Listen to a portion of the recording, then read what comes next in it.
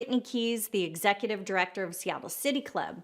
I am wanted to let you know before we start our Civic Cocktail program, I want to thank the Seattle Channel, our longtime media partner, and Town Hall, our nonprofit program partner. Town Hall's inspiring programs create an engaged community and ensure that everyone has a voice. Civic Cocktail wouldn't be possible without generous sponsorship from Comcast, our premier sponsor. Did you know that for about 40 years, Seattle City Club has been working hard to inform, connect, and engage people around civics to help strengthen our region? We create opportunities for diverse voices and different perspectives to be shared in respectful, thoughtful ways. And you can be a part of the conversation tonight by sharing your questions in the chat box during the program. While they may not all be answered, we are going to read all of them, and we really value your contributions. Seattle City Club is hosting a couple other events coming up the rest of this year in November and December, including civic boot camps coming up on November 6th and 13th. They're going to be focused on diversity and equity in local government. And you won't want to miss our 2020 Year in Review program. Information about all of these are on our website at seattlecityclub.org. Shifting back to Civic Cocktail, for nonprofits like Seattle City Club and Town Hall to come together to produce this type of a program, it takes a lot of work and a lot of resources. And so tonight, immediately following the program or during the program, you can give online or text to give using the word civics. And that would be to the number 44321. Everything that's donated will be split 50% between our organizations. So thank you in advance for your support. And now it's time to grab the drink of your choice, sit back, relax, and enjoy Civic Cocktail with our host, Joni Balter.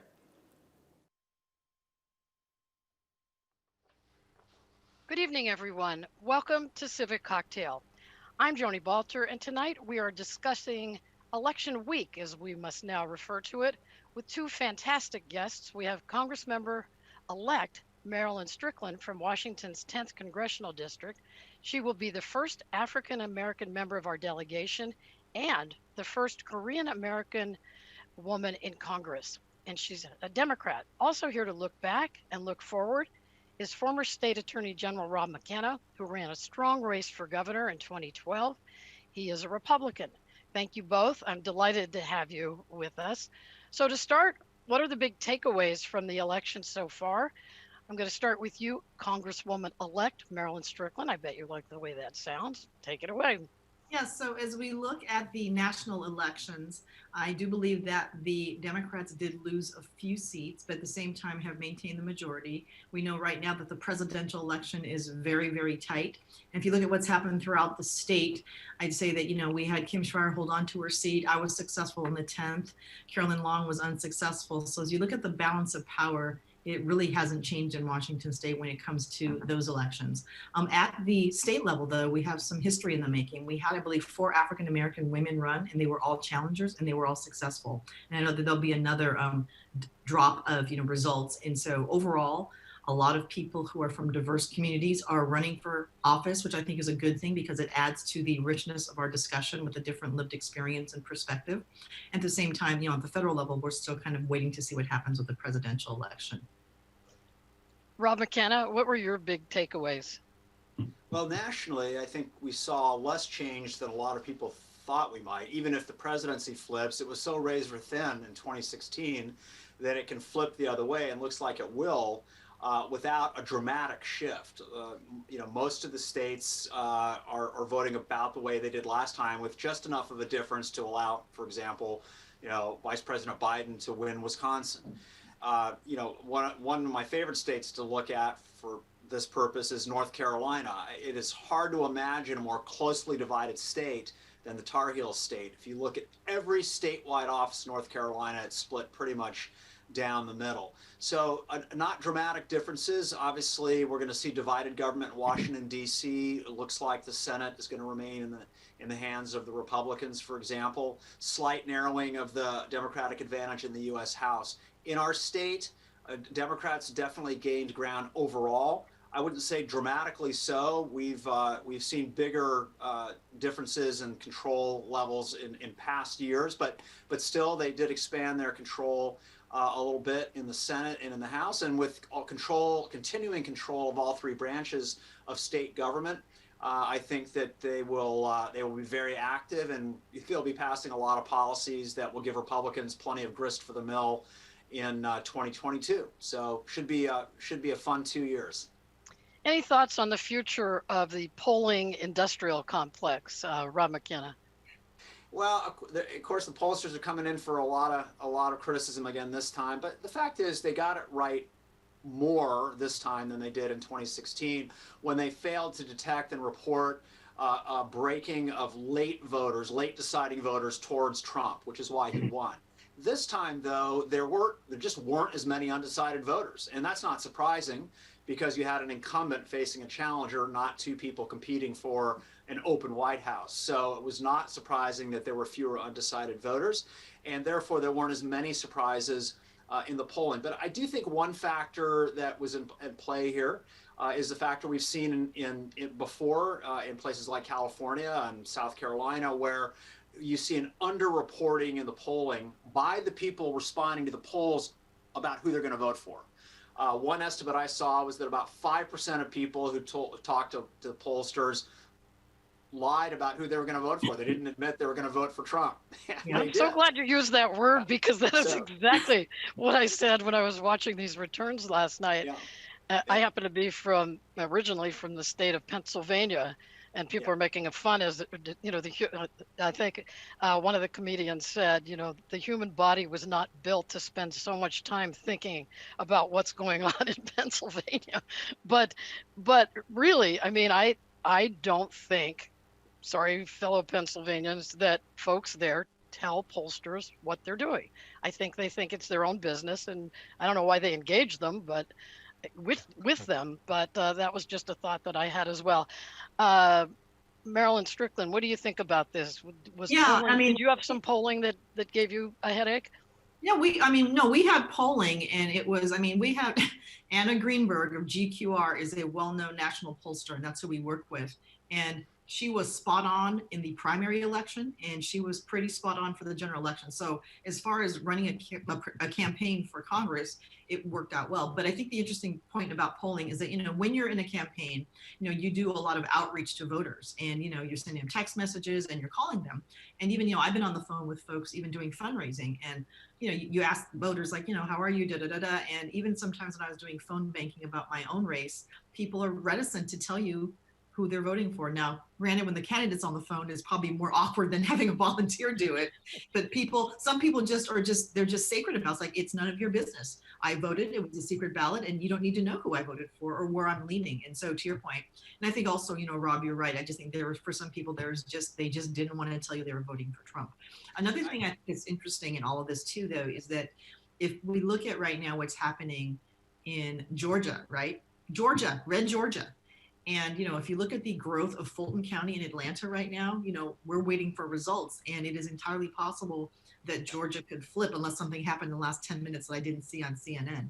And so I think that, the electorate is changing. You're not watching CNN now while we're talking. But again, with polling, it's how reliable is it, and how comfortable are people sharing with the stranger on the phone how they're going to vote. And I think Rob is absolutely right when he says that when it came to Trump, some people just didn't want to give up the goods, and they weren't being truthful. One other point I would also add, I should have made this point at the beginning, the pollsters always remind us that the numbers they report have a margin of error, plus or minus. Yep. Absolutely. They've never claimed that what they do is perfect, right? Right. It's plus or minus 3% or plus or minus 4%. So in very close elections, we really shouldn't be surprised that the election goes, in a different direction than the poll results showed us, if in fact, it's within the margin of error to begin with. So. Yep, that's true. So I'm going to go to an audience question for Maria. It's for both of you. Marilyn Strickland, you'll start. Okay. And then I want to follow up with something, because this speaks to something I was going to ask. So with the current division in our country, what advice do you have for those of us who are exhausted? Well, I will tell you that everyone's exhausted. People who are current elected officials, people who are former elected officials, and those of us who are getting back into the game. And as we talk to folks across the gosh, across the district, across the state. I mean, people are just exhausted. And so the one thing that we have to be able to do, I'd say there are two things. You know, there's no denying that even within the parties, there is division. And so we have to be able to find some kind of way to mend some of the drama happening within the parties and think about how we can listen to each other. And then the conversation about reaching across the aisle. I mean, with social media, with the way that we kind of get put into echo chambers, we're just used to being around people who are too like-minded too often. And it's bad for democracy. And so listen, and listen to someone who may not share your point of view, not because they're going to change your mind, but just because you have to ask the question, why do you think that's true? And sometimes you get an answer that you think is completely irrational, but sometimes it gives you a chance to dig deeper and learn something about where someone's coming from. So for me, it's like, just learn to listen, especially if you're interacting with someone whose ideas may not necessarily mesh with yours. Are you exhausted, Rob McKenna? Not as much as I was 4 years ago. You know, I think that people have earned their exhaustion, and it's been a very long 4 years, certainly a very long 2 years since the Democratic primaries kicked off in earnest in early 2019. So if we're tired, it's for a reason. What should people hope for and look for? They should hope for and look for their leaders who they've just elected or re-elected to get together and start putting solutions on the table and adopting them. And that's the great thing about electing people like Marilyn to Congress is, Marilyn, you're going to bring, because I know you've known you many years, you're going to bring a lot of energy, optimism, and pragmatism to the task. And you're going to be, like most new elected leaders, you're going to be looking for things you can get done. And that's what we need. The people of our country need to see their elected leaders accomplishing something. And, you know, I'll give you one example. I would hope that Congress and the White House will start by crafting an effective and meaningful response to the COVID pandemic. Yeah. We've been lacking a coordinated, effective national response. We need one. And that would be a good place to start. And there are many other examples we can think of as well. But I will say this, I've been going back to DC now since the early 1990s for one reason or another. And what struck me more than anything, I saw you in DC. I bumped into you on the street in DC. That's right, you did. I remember that. Yeah, right. Yeah. And it's just, what has struck me is that over the years, I see that more and more the problem is that Republicans are more afraid of their own party than the other side, and Democrats the same. It's to your point, Marilyn. You said you've got to resolve intra-party differences. Obviously, those were on display in your race, where you had a challenger from your own party. But in D.C., it really does feel like people are more concerned about a primary than a general, and that kind of paralyzes them because they're afraid of being criticized for working with the other side. Now, I think one of the strengths that Vice President Biden will bring to the White House as President Biden is he knows how to work across the aisle. He knows how to work with the legislative branch. He will replace someone who exploited division and tried to expand division and divisiveness. But frankly, President Obama was not as good at bringing people together as I hoped he would be himself. He was evidently not that comfortable working. Well, he wasn't comfortable at all working with Republicans in Congress to make deals. I think President Biden will be better at that if he, in fact, becomes president. And I think his experience on the Hill will feed into that, just like people who are former governors often make better presidents because they have a lot of experience working with the legislative branch, such as Bill Clinton, who was effective that way, George Bush, and others. But I do add that. Oh, go ahead. Yeah, but I mean, I want to push back a bit about Barack Obama not wanting to work with people because, when he ran, he talked about unity and he talked about having problems that transcend all of us. And, you can't deny the fact that there was a comment made by the leadership that said, we want to make Barack Obama a one-term president. There was a lot of effort to not work with him. And so I'm not saying that, he was necessarily perfect, but I want to make sure that we clear the record that, he was willing to work with people, but they weren't necessarily interested in working with him. This feeling of exhaustion. Oh, sorry, go ahead. Well, I understand what you're saying, Marilyn, and I don't want to overstate the matter, but, my friends in Congress, in the House and the Senate, and people in pretty senior positions were very frustrated that, especially in the second term, he just wasn't interested in their view. I understand you're right. They of course they went after him, but the fact is that prior Democratic presidents were more effective at working with Republican Congresses All I'm saying is that's in the past. I just hope President Biden can be effective because it does look like we're heading into a period of divided government. Yeah, and Yes. and he's had a long-standing relationship with a lot of people in both chambers, and so that will definitely make him more effective. So, New York Times columnist David Brooks often writes about the exhausted majority, uh, and he's used this phrase a couple times going back several years. So I just want to read to sort of wrap up this segment here, this part of the segment. The exhausted majority, he wrote, are people simply worn out by the endless war between these two armies. He means political parties. Exhaustion has become an independent force in modern politics. Many people vote for whatever candidate will exhaust them less. So, anyway, I want to move on to something that I find exhausting, which is the idea that there may be a whole bunch of lawsuits on the presidential race. And so, Rob McKenna, I'm not going to miss the fact that you're a lawyer, an attorney general who can maybe enlighten us on this. Can you stop ballot counting in the middle of counts? What about these lawsuits? No? Nope. In a word, no. Really? Nope. My favorite kind of interview, one word answer. Yeah, no. Next question? No. Look, I mean, what about President the folder Trump's, you showed me earlier? Yeah, so I've got a yellow pad full of notes about current cases that are being filed, but this is a very different situation than what we faced in 2000. When the vote counting in Florida went on and on and on. And ultimately, in the Bush v. Gore decision, a majority of the Supreme Court ruled that to continue recounting would violate the Equal Protection Clause of the U.S. Constitution because the standards for recounting were different from county to county. And so the odds of you getting your ballot recounted or counted in some cases depended on where the ballot was cast. They said that violated equal protection, but that only happened. That only happened because the election came down to one state, and who would win the That's the question I was votes. wondering. Right, you can't just random all the states that didn't like me, right? Yeah, that's exactly right. And if you recall, President Bush ended up carrying Florida by 537 votes. So the presidential election of 2000 was decided, arguably, by 537 votes, right? So the problem with these new cases, and there have been over 300 cases filed over the last 2 or 3 months, but particularly the problem with the cases that we're seeing unfold now, for example, in Pennsylvania, challenging whether or not ballots can be counted that arrive after Election Day.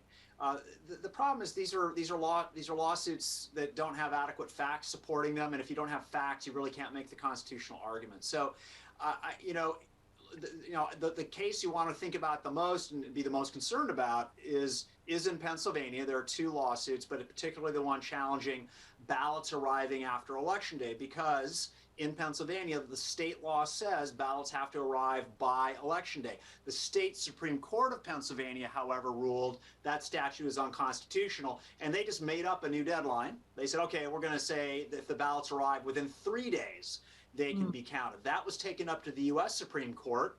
So U.S. Supreme Court declined to hear the case, 4-4 split, but that means 4 justices on the Supreme Court said, yeah, bring it back to us later, which the White House is already planning to do. Okay, fine.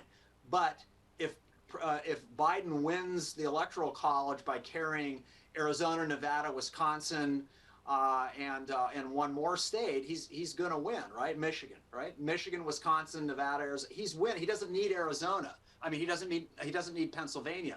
If he doesn't need Pennsylvania, that really takes the pressure off. You don't have the Bush v. Gore Florida factor. And the last thing I'll say about this is that the Supreme Court, in a year where it came down to one state and a handful of ballots, they showed their ideological colors. They're not going to flip this election if it's clear one candidate is winning. It's just not going to happen, because they're going to be too concerned about protecting the integrity of the institution, and they're just too smart for that, I think. We have a question from Daniel for Rob McKenna. And it seems like Republicans are doing very well nationally, but have increasingly struggled in Washington state. What do Washington Republicans need to do better? And you have some thoughts about that, I imagine. Oh, absolutely. And this has been a long-term trend. We've seen it in other West Coast states as well. A lot of it's demographic, people moving into the area who are not voting Republican. In 2012, Jay Inslee's entire margin of victory over me came from 2 legislative districts in Seattle. I won 47 out of 49 districts in the state taken as a whole. But the demographic changes have continued, right? So it's hard. Compounding that is the following problem. You've got 2 Democratic parties and you've got 2 Republican parties. This is an insight that my wife Amy shared with me, right? You've got the Bernie Sanders Democrats, that wing, the more progressive wing. You've got more traditional Democrats like Marilyn. In the Republican Party, you've got more traditional Chamber of Commerce Republicans like me, and you've got the Trump Republicans. Many Trump Republicans don't even like the Republican Party; they just like Trump, right? So what we saw in the governor's race this time with Mr. Culp's race is the hard kernel of Republican support in this state, 40%. Well, you can't win with 40%. You know, that's a 20% deficit. So what Republicans are going to struggle with is the following. How do we keep the base while expanding it to pull in more folks to get to a majority? It's very hard to do. In Washington, it's especially hard in statewide races because we're one of only 10 states in the country where the statewide officers run when the president's on the ballot, when the turnout factors really favor Democrats. That's a built-in wedge for Republicans. They always have to run during the presidential years, which are big turnout, which are big Democrats here. Right. So 2 years after I ran for governor in 2012, in 2014, the following states elected Republicans as governor: Vermont, Massachusetts, Maryland, and Illinois.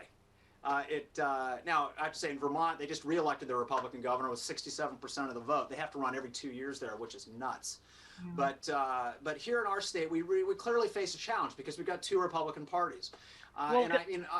Democrats are facing somewhat similar challenges. That's kind of what I want to bring Marilyn in on. She Marilyn Strickland, you ran as a moderate D against Beth Dolio, more liberal, and there was money put against you by that part of the party. So how challenging is it going to be for you, Marilyn, to work within your own party in DC and even with some of the delegation? There's some real lefties running around here. Well, I mean, when you think about the composition of the Washington State congressional delegation, the majority of them who are Democrats are New Dems, and that's part of the New Dems coalition, which tends to be pro-innovation, pro-growth, and really thinking very thoughtfully. And I would say we tend to be left of center. On some policies, we are progressive. On some policies, we're more moderate. And so as you look at what I'm calling the intramural food fight that happened in my race, there was, when all said and done, over $1 million worth of money came in from outside in my race. And I still won the primary and I won the general election. And so I think the conversation really for us is, given what we are facing as a nation and the pandemic, the economic crisis, the racial injustice, healthcare, all these really big, heady issues in front of us, and climate change, we have to find a way to come together as a party and say, okay, how are we actually going to make progress? And I think this is where there can be a difference with the 2 parties, with the factions within the party. Because for me, the definition of progressive is actually making progress on things. And so I tell people that, being a woman who is half Black and half Korean, people have been trying to affix labels to me my entire life. And so for me, kept coming out of local government, having served as a mayor, even though I'm a lifelong Democrat and a proud Obama delegate, when he first ran for president, I've always focused on the problem. What is the problem that we're trying to solve? How do we find a solution and how do we get there? And sometimes within inter-party fights, it really has to do with disagreeing on how you get there. I think everyone agrees that this is the problem we want to solve, but sometimes the nuance is the difference in how do we get there. And so, how do you manage it? You have to have relationships with people. You have to understand that a lot of legislation is horse trading. And, ideally, when things work out the way they should, we can solve problems together. And we give everyone an opportunity to take a victory lap and to say they did something for their district. But that is a lot easier said than done. And so I'm hopeful that given what we're facing now as a nation, that we are all going to be able to at least think about what problems do we have to solve. We need a relief package because people are hurting right now. People are afraid for their lives and livelihoods. So much of our economy in Washington State depends on tourism, which means that until we get COVID under control, people are not going to feel comfortable getting on airplanes, eating in restaurants, staying in hotels, and doing all the things that we know really help drive a big part of our economy. Kids are not going to go back to school. And so as Rob said earlier, having a national strategy around COVID, which is desperately needed because this 50-state random strategy is not going to cut it, because we're not going to have a sustainable healthcare recovery or economic recovery until we get COVID under control. So, Rob McKenna, just to continue with the future of the Republican Party here in Washington State, will you run for governor again? I always ask you this. I ask you this every time I see you, it seems like. Will you run? No, I won't run because as you and I have discussed, I've given 17 years to public service, and I'm doing other things now, which are fun and making up for lost time from being in the public sector for so many years, doing things in the private sector. But I will support good candidates, and I'll be looking for good candidates to support, because within a party, if you're having problems because of a division, and this is inevitable in either party because we only have two political parties, right? The two major parties, so it's always going to be stresses and strains internally.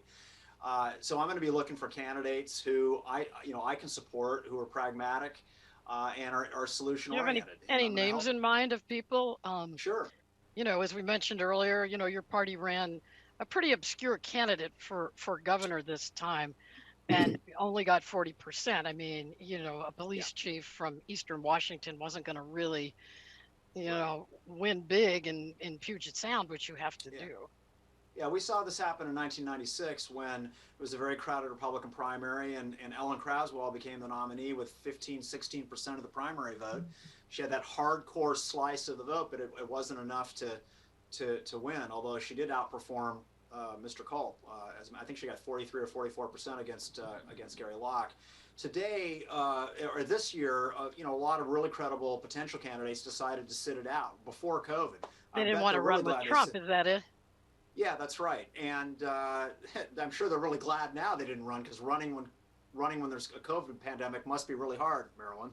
I can't even imagine what it's like to campaign in this circumstance. So what's going to happen is that you're going to see people like Pierce County Executive Bruce Dameyer, State Representative J.T. Wilcox, and other, I think, credible, established leaders take a hard look at it in 4 years or sooner, if Governor Inslee departs to join a Biden administration. Yeah, it could be quite a race in 2021, I think. Yeah. So I have an audience question for Maria, for both Marilyn and Rob McKenna. Should the Electoral College be abolished? And if so, why or why not? What would it take to abolish it? I believe it would take a constitutional amendment, wouldn't it not? Yes. Yes, it would. Yeah, I mean, and the Electoral College is a relic of a different time. It was, some of it was used to preserve the institution of slavery because the slave states wanted more of an outsized influence. It was also done in some ways because they didn't think that the general public had the sophistication to pick the right person. But if you look at how it really is not the example of proportional representation, it's just hard to make a strong case for why it should stay. So, and your thoughts? So two thoughts. One is about why it's not going to change. Well, I'm saying the reason it won't change and the reason it shouldn't change. Those are the 2 points I want to make. The reason it isn't going to change is that to amend the United States Constitution, you need 2/3 of the House and 2/3 of the Senate to agree on the amendment. Then it has to go out, and 3/4 of the state legislatures, by majority votes in each legislature, have to vote to approve it. The reason that's not going to happen is that the small states are not going to give up their disproportionate influence, right? Now, the reason it shouldn't change as a matter of policy, in my opinion, is that it does protect the smaller states from being swamped by the bigger states. It is another key reason the Electoral College was created, because the small states were quite concerned about being swamped by big states like New York in those days, or Virginia. And so it was a compromise that was put into place to protect the smaller states. It reminds us that we are a republic. We're not France or Japan or South Korea or any other country that has a very strong centralized government. We are a republic, and a lot of the power in government resides at the state level and at the local level. And I don't think you're going to find anywhere near 3/4 of the states, much less 2/3 of their representatives in the Congress, voting to make those changes. So just thinking about the time here, I want to move on a little bit here. So Marilyn, you have a business background. You were the president and CEO of the Greater Seattle Chamber of Commerce. How will that help you reach across the aisle, if it will, in Congress? I mean, not just reaching across the aisle, but just being acutely aware of our employer community. And, when people think of chambers of commerce, they tend to think of the big global brands. And people often don't know that 80% of members of chambers of commerce tend to be small businesses. And so it's really a deep understanding of the economic ecosystem. And I talk about the interdependence. So you have larger companies who often do purchasing and procurement with smaller companies. Their employees are often the customers of smaller companies. And I want to make sure we don't forget that the revenues that flow from the employer community flow into the coffers of state and local government that help fund essential services. And so I think for me, understanding how that ecosystem works together is going to be important. And what we've seen during COVID is the elevation of small business. I mean, I've never heard this country talk about small business and elevate them the way they have during this pandemic. And it shows. Does that tell us anything about what committees you'd like to be on in Congress? Not necessarily. Oh, Not necessarily, but I think that having this familiarity and knowledge of how the business ecosystem works is a really big asset. And again, even before the pandemic, small businesses were struggling. I think people don't understand that even if you own a small business when times are good, you're not rolling in dough. Sometimes people are barely breaking even. And so just understanding how the ecosystem works, and for me, especially with minority and women-owned businesses, because sometimes they get overlooked, bringing that lens and perspective can really help make this economy more inclusive as we try to address relief funds and also how we come out of COVID. So, Rob, I have a question for you about Jay Inslee, your one-time nemesis. How do you think he's handled COVID? So you make him sound like a Marvel comic books character, or both Yeah. of us, his nemesis. So I'll find a better word. Yeah. Look, I think that Governor Inslee has done a number of things right. I think he took swift action, he took strong action to try to get the virus under control. So I don't have much critical to say about him. I've never been one who thinks that it's some sort of infringement on my personal liberties to be asked to wear a mask. It's actually common sense. And if you want to be a hero, wear a mask and protect other people, even if you don't care about yourself. Obviously, when they were projecting what to do and when to do it, they probably got some things wrong because they didn't have perfect information. But overall, I think this state has taken the right steps. And what concerns me the most about where we're going with COVID is the number of people who appear to be saying nationally that we're not going to get it under control. Let's just give up. Let's just stop wearing masks. Let's let it run its course. That sounds great until you personally know someone, as many people do, who has become really ill with COVID. It is a very dangerous disease, and even if you don't die from it, my friends who are in the healthcare professions tell me that if you've been in the hospital with it, you are likely to suffer permanent lung damage from it. Dying isn't the only outcome that's really negative. So, here's the thing, though. It's going to get worse before it gets better, just because of the time of year, and as we're seeing in countries that took really strong measures, spikes: France, Spain, Germany, etc. So I wonder whether anyone has done in the absence of much more rapid testing, much more widely available, followed by contact tracing. In the absence of those steps and before a vaccine, I'm not optimistic that it's going to get better before it gets worse. Marilyn, did you want to add something there just before we wrap up here real quickly? Yeah, I agree that, Governor Inslee handled it very well. He took it very seriously. He made his decisions based on science. And as the first state where COVID showed up, he had to take swift action. And so I applaud what he did. And it was very, very hard for him to make some of those decisions. Closing down businesses is always a hard call, but his job is to protect the health, safety, and well-being of the people he represents. And so I think he did a good job. Very good. Thank you. We could keep going all night here on election week, but we have been mopping up the 2020 election with former State Attorney General Rob McKenna and Washington's newest member of Congress, Marilyn Strickland. Great discussion. Thank you both so much. We are coming right back with a little Zen. What I mean is, we have two of the three Interfaith Amigos.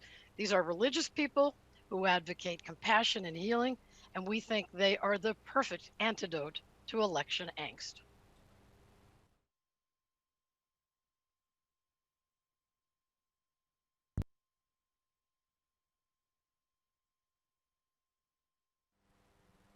And we are back. So happy to be here virtually with two guys who calm you down just about the minute they start speaking about compassion and unconditional love. It's my pleasure to introduce Pastor Don Mackenzie and Imam Jamal Rahman. Together, they and a rabbi who was unable to attend tonight form the Interfaith Amigos. Their approach includes a little humor, a lot of compassion, and some music. Bismillahirrahmanirrahim. Bismillahirrahmanirrahim. La ilaha illallah. La ilaha illallah. Adonai hu ha Elohim hu. Adonai hu ha Elohim hu. It's all one and I am as I am. It's all one and I am as I am. So that's your theme song. Tell us just some of it. We could tell exactly what it means, but some of it we could not. Yeah, it's our signature song we do at the end of the program usually. And the words, they are in Arabic, in Hebrew, in English, and they celebrate compassion and unity and oneness. So the words I said, it translates to, this is a verse from the Quran, which opens every chapter of the Quran. It says, in the name of God, who is boundlessly compassionate, infinitely merciful, there is no God but God, meaning it's all one. Brother Don? And the Hebrew that I sang said the absolute manifests as the one. And of course, the last verse is in English. It's all one and I am as I am. So we're talking about oneness. And when we do it, normally the three of us sing standing up together with our arms around each other. And we sing a lot better with it, when we're singing together. So there you have it. But today we've channeled Brother Ted, the rabbi. How did you guys get together? Where did you start and why did you start? Actually, when 9/11 happened, Rabbi Ted Falcon, he invited me at the earliest opportunity to do a service in his synagogue. And the topic I remember at that time was about an insight from Mahatma Gandhi, who said that, if you judge a religion by the behavior of some people, then every single religion is in deep trouble. So we met at that time, and then we became friends. Also, our congregations, our families, and we started doing all kinds of interfaith programs together. And then we realized that this is the key to overcoming polarization, to really connect on a human level and become friends. Then it becomes difficult to dehumanize the other. And then, we realized we're cousins of the same Abrahamic family, but a very, very dysfunctional Abrahamic family. And we're missing our third cousin. That's where Don comes in. So I joined them for an event to mark the first anniversary of 9/11. And afterwards, we were talking and said, we can't stop now. And we came together, I think, sharing an intuition that if we could penetrate the barriers that have separated our traditions historically, we might be able to get to a point where we could actually learn to cooperate in addressing the great moral issues that are always before the world. So after that, we started to meet weekly, and we've been meeting weekly since 9/11. We've written 3 books. We've probably given more than 250 presentations all over this country, several times in Japan and Canada, and twice to the Middle East.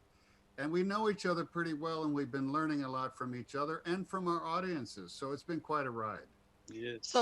So supporters of both political parties have been through excruciating weeks and months. And I think the big question on everyone's mind is, how can all of us heal after this pretty bruising election?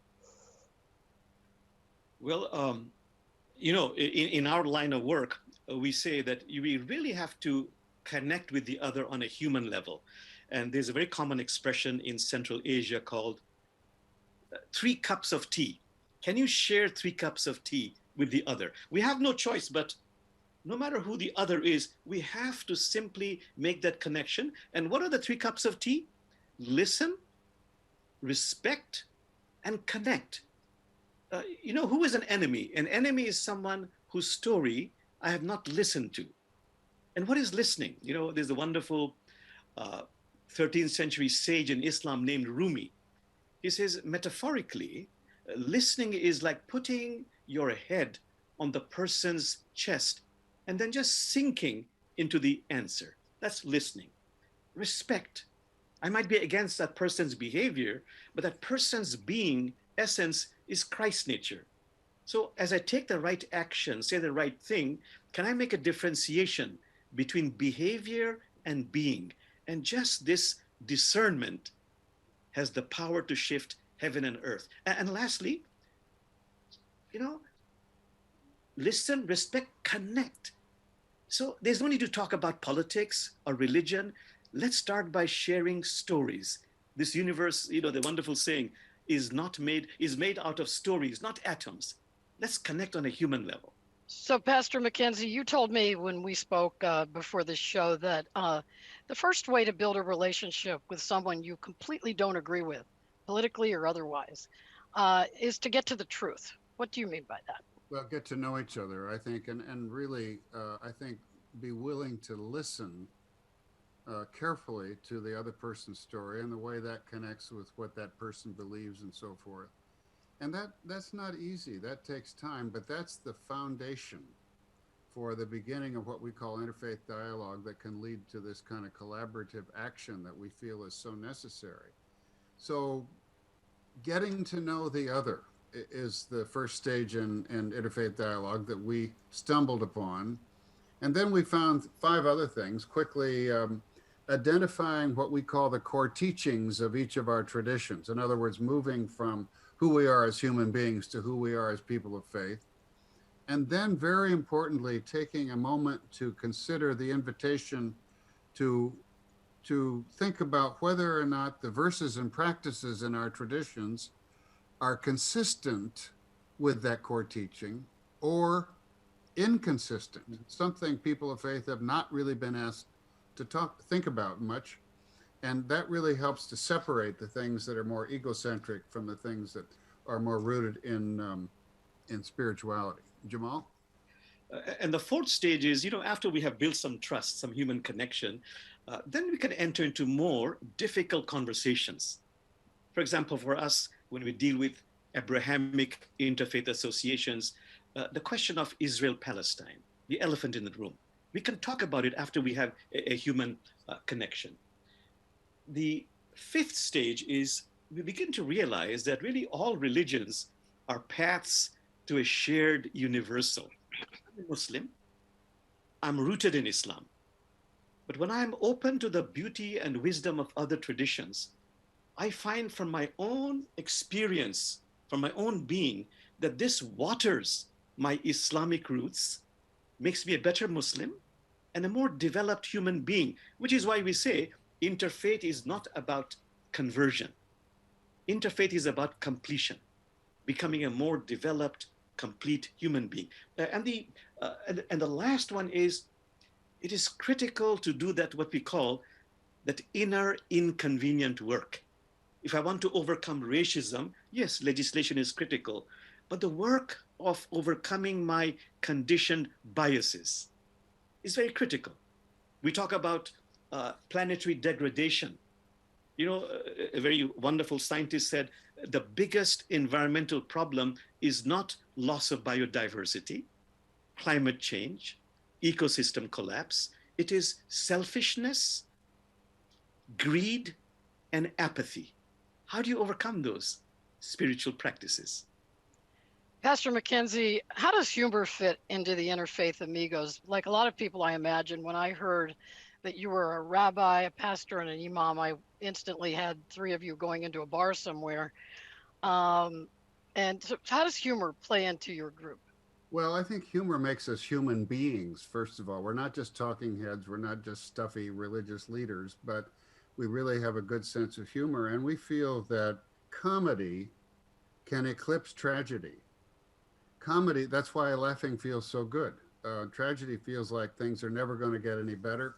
But when you laugh at a good joke, your soul gets the sense that things may get better. and actually can get better. So we have various ways of telling jokes and so forth, and sometimes it's all ad hoc. Well, I saw you on a TED Talk. You guys came in and did a little Three Stooges routine at the We did. beginning of it, right? Yes, Do you do yes. that very often? No, we don't. We don't. We've done it a couple times. We come in, we cross our legs simultaneously, and I say, you know, we're Three Stooges fans. In fact, we are the very incarnation of their famous phrase, "I tried to think, but nothing happened." Right. Okay. And sometimes we share some of these classical stories. Joni, in Islamic spiritual literature, there's a fictional character called the mullah, and through him, many profound truths are conveyed. So this is a very favorite one we do in many of our presentations. Is it okay if we do it? If I tell you that story, Joni? Go for it. Yeah, go for it. So here's the mullah. He goes to work. Lunchtime, opens his lunch pail box. What does he find? A cheese sandwich. Second day, third day, fourth day, always a lousy cheese sandwich. On the 10th day, I'm getting sick and tired of this lousy cheese sandwich. Finally, his puzzled co-workers say, "Mullah, why don't you go home and say to your wife, 'Please, dear, make me a different kind of sandwich'?" Now, I'm not married. Who makes them? I do. So this is really, it has many levels of meaning. One is, to really become aware of those conditioned cheese sandwich patterns. How can we overcome them unless we do this inner work of compassionate self-awareness? So a lot of people, this election is not quite over, but it will be over at some point. But the people are really avoiding conversations with other people. I know this is going on definitely in Seattle and many places. They want to avoid conflict and argument. Is that a good approach? Yeah, it's a good question. I mean, I think it depends on the context, whether you're talking about family or friends or whatever. I think in order to have the difficult conversations, we come back to the need to trust each other. And you can't trust each other really without having some level of knowing each other, knowing the stories that comprise that person's being and so forth. And once you've done that, I think talking is good. Without talking, it can be kind of poisonous. It builds up inside and so forth. Jamalji? Yeah, I think that is probably the most important step and the most difficult step, to really create the environment where you can connect with the other on a human level. The holy books say this is the key, to come to know the other. But there's a verse in the Quran that says that, God has created some of you to be a trial for others. So it was not meant to be easy. But unless we really reach out and bond on a human level, we cannot get deep into more difficult conversations. Why don't we start with our own extended family? Yeah. So what specific tips do you have for starting with your own extended family? How do you have that conversation, connect on a human level, but not sort of set off fireworks unintentionally or intentionally? Well, even with an adversary, I mean, I get a lot of people who are Islamophobic, for example, or have these biases. So they're adversarial, or they're against interfaith, studying different religions. So we say to them, is there anything I can tell you that will help you change your mind? If they're honest, they will say no. They will say, by the same token, anything you tell me is not going to help me change my mind, but now let us talk about things we can work together on collaboratively. Maybe some social justice projects, maybe some project on earth care. So in any way that we can, to create that environment where there is a human connection. The key is human connection. And that's an art, and that takes practice. It requires humility, it requires sincerity, it requires patience, and it requires persistence. But believe me, I know from my own experience, it works. And I think in the beginnings, Joni, and especially in a family situation such as Thanksgiving, Thank you. I was going to See, ask you about Thanksgiving. How did you know? but Everybody's, not very many people are doing Thanksgiving necessarily this year, but if you are, you're wondering how you can, eat the turkey and not spill the gravy in a rage of some sort. well, I think at the beginning, I think sometimes the best thing you can do is listen.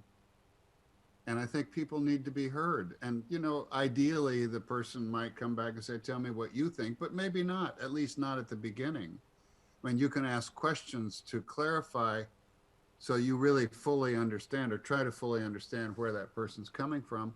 But that may be all that can happen for a while. And that may be all that happens ever. But, that's better than screaming at each other, because we're not really trying to prove our self-worth to our family. We shouldn't be. We care about each other. We should be speaking to each other with respect and affection. And so listening is crucial. And I think a lot of people just need to be heard. I need to be heard. Yeah, listening is an active sport. I've always said. I have a question from audience from Whitney for both of you. How do you begin to bridge a divide when someone's core moral values are in direct contrast to your own? So what's the next step after listening, respect, and empathy when they won't do the same? Right. The point I mentioned is very critical, that spiritual point. That can I make a distinction between behavior and being? Can I realize I'm against that person's behavior, but that person's being is Christ's nature, Buddha nature, Elohim nature. For example, there's a wonderful mystic from India who says, do what is right. Protect yourself. Don't allow yourself to be abused. Take the right action. But as you take the right action, I beg you, do not keep this person's essence out of your heart. And just this differentiation, as I take the right action in my words or in my deeds, it really makes a huge difference. I think when you're talking with someone who really has such a different point of view, the main thing, following up on what Jamal just said, is to make sure that person feels he or she has been heard. And you ask questions to kind of clarify and so forth. And it's hard not to say, well, I disagree with that. But you mean like the technique of first asking the question, which shows that you were in fact listening, because at least you're not dismissing it right off. You're letting them sort of air it out a little bit more because you were listening. Right. Exactly. Yeah.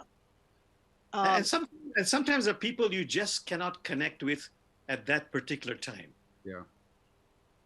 And so you wait a little bit, perhaps. You say, maybe not at this dinner. We don't have to do it at this dinner. We can do it tomorrow or walking or a week from now or some other possibility. I bet a lot of people watching us are wondering, do they have to be religious to benefit from this interfaith approach to things? Can you benefit from this if you're not necessarily a religious person? Oh, yeah. What is most critical are spiritual practices to become more Christ-like, Buddha-like, Elohim-like. So, for example, just practicing silence. There's no such thing as a Jewish silence or a Muslim silence or a Hindu silence. It's just silence. So if I practice silence regularly, it can have a profound effect within myself and with everybody I deal with. We define a spiritual path, which for some people is a religion, but some is not, as something that provides purpose and meaning and which seeks to contribute to the common good. So you can be a person whose faith is traditional or not, but these dynamics that we're describing apply to everything. Johnny, if I may say, I think we believe that everybody has faith, whether you call it religion or not. I love this story of an atheist who tells his son, there is no God. And the son, who's trained to be critical, have critical thinking, says, Father, how do you know? And the father says, son, you've got to take it on faith. So how do you balance the desire to share your philosophy or what you know about something? It's political, and you've got this extra little tidbit and you want to share it, and then but you're trying to balance that with this great advocacy that both of you have been doing with the need to listen. So you get pretty excited, you're about to share it, but it's going to sound like this is my viewpoint. And yeah, I want to hear yours too, but I'm going to tell you this right now. I mean, it's that whole juxtaposition of things. Yeah, well, I think that again, the first thing is to listen. I think it is possible under certain circumstances, and of course, it's all contextual. But I think it is possible to say, you know, I have a different view on that. Would you be willing to hear it? Ooh, so you have to be invited, huh? Well, I think if you're trying to make progress, yes. Oh, Yeah. so what if you say, would you like to hear it? And the person says, not particularly. Then we're done. Ooh, You're not going to get how everyone. done? Why are you laughing, your mom? I'm laughing because, all these different things that we're thinking about, it is also dependent on us doing all those practices to become more evolved, to become more mature. So unless we do that work, it is difficult to just, we can learn some techniques, but to make a structural change, I've got to do the work on myself to become more patient, more compassionate, more aware, more willing to listen. That work is critical. Yeah. Well, I have a question about that. So in a class that I teach at Seattle University with a colleague of mine, it's on giving speeches. And we always tell the students that they have to be a little bit self-deprecating for the audience to like them. The audience will like you if you're a little bit self-deprecating. So in these tough political conversations, you had mentioned humility. It's kind of the same idea in a way, to not be so, emphatic that your way is the only way. You kind of have to show a little give there, whether that's inviting them to hear you or just give the other person some room to hear you and see you as someone who doesn't think you have all the answers, I guess. Oh, No, yes, humility, sincerity, patience, these are wonderful qualities to develop within oneself. And you can call them psychological exercises or spiritual exercises, but they are key. Don't you agree, Brother Don? I do. And in our presentations, we almost always say what we're saying is by way of an invitation to you to think critically, to see whether or not your experience squares with this or not. But it's not, we never say you've got to believe what we believe.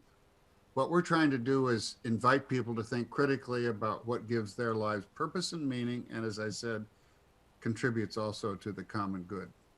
Okay, so going back to Thanksgiving for a second here, I keep talking about people sort of avoiding conversations or finding softer, kinder ways of engaging about polarization, for example. But we're all in each of these scenarios, we're trying to avoid a heated discussion. Maybe a heated discussion is okay, or does the heat make that not work? Anger is righteous anger is very beautiful. In fact, all the traditions say that it's a king over kings. But to serve the common good, it needs to be bridled. It needs to be restrained if it really wants to be of service. So yes, we can have heated discussion, but the danger is that if I am not able to practice self-restraint, it can get into very difficult areas from which I find it hard to extricate myself. The other thing that's difficult about Thanksgiving is it's often an assembly of people who come from different places who don't see each other very often, and you can't suddenly get to third base in one sitting. And so sometimes, frankly, it's better not to say anything unless you're going to have a chance to follow up in some kind of systematic way to deepen that relationship and follow some of these steps. Joni, I love poetry. There's a wonderful poet in Islamic literature named Hafiz, 14th century. He says, understand this, that anybody you meet, you're saying to yourself, please love me, please love me, please love me. But of course, you're saying this silently.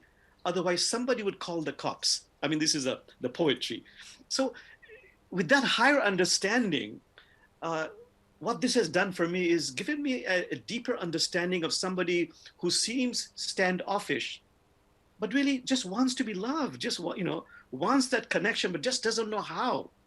So it's up to me to create that environment where I'm able to, in some way, connect. So we have to go here in a minute here, but 70% of, I read this survey that said 70% of Americans say the most important job after this election for all of us is to heal our enmity. What do you think? Is that gonna be possible? I always love the words of Nelson Mandela. I remember his words when he walked out of prison, when he was freed. And the words he said was, if I'm not able to leave behind my anger, my hatred, my bitterness, I will always be in prison. And that has made me realize it is critical for me to do this work. So I have to hold it right there. We have been doing a little on-the-spot healing with 2 of the 3 Interfaith Amigos who advocate compassion and kindness in turbulent times. My great thanks to Pastor Don Mackenzie and Imam Jamal Rahman. Civic Cocktail is off for the holidays, but we are coming back strong in February. Good evening, and thank you so much for watching.